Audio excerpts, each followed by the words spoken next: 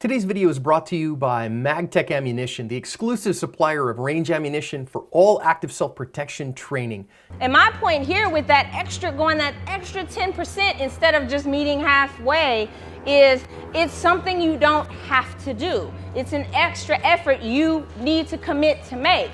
And people are too content in the Second Amendment community, in my opinion, I'm editorializing a little bit here, but too content to be like, well, you know, they can come to my range if they want to. Yes, they can. Do you want them there? So go a little bit farther and make them know that you want them. So number 2 is keep it non-political. Non-political. All of this stuff should not be coming up in your gun class. It should not be coming up in your elevator speech to a person who asks you a question about guns. It should not be coming up in your book club where somebody says, hey, what are you doing this weekend?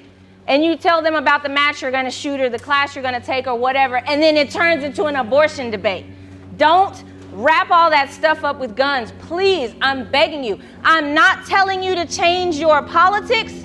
I'm telling you not to latch it on to guns. Right. Don't. So if you're talking to Honey, then you can discuss Benghazi. All right?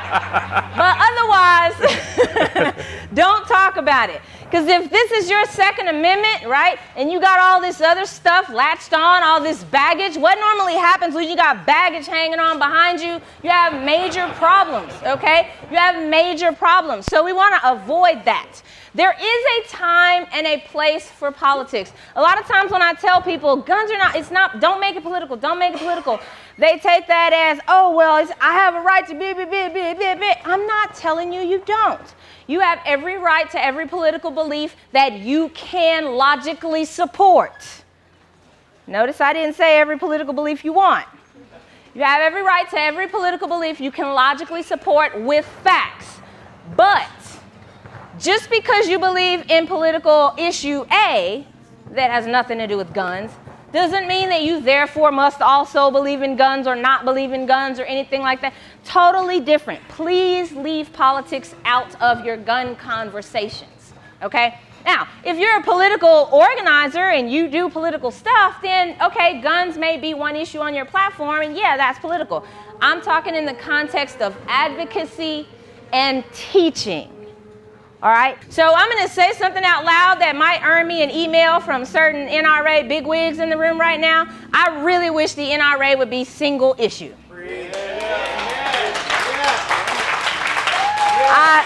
I really wish they would stop preaching about immigration and all of this stuff that just complicates the gun issue. And because it's being used against them in our community. It is. Let me tell you. The swing voters.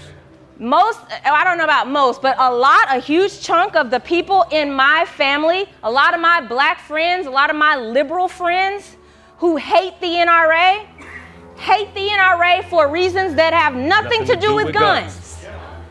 Zero. So I'm gonna step, this is my soapbox right here.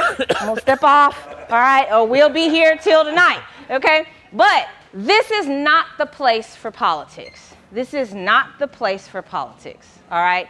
Guns only, okay? This table I saw at a gun conference. Some of you were there. You probably saw this. You might have even bought one of those bumper stickers. God bless you, that is your right.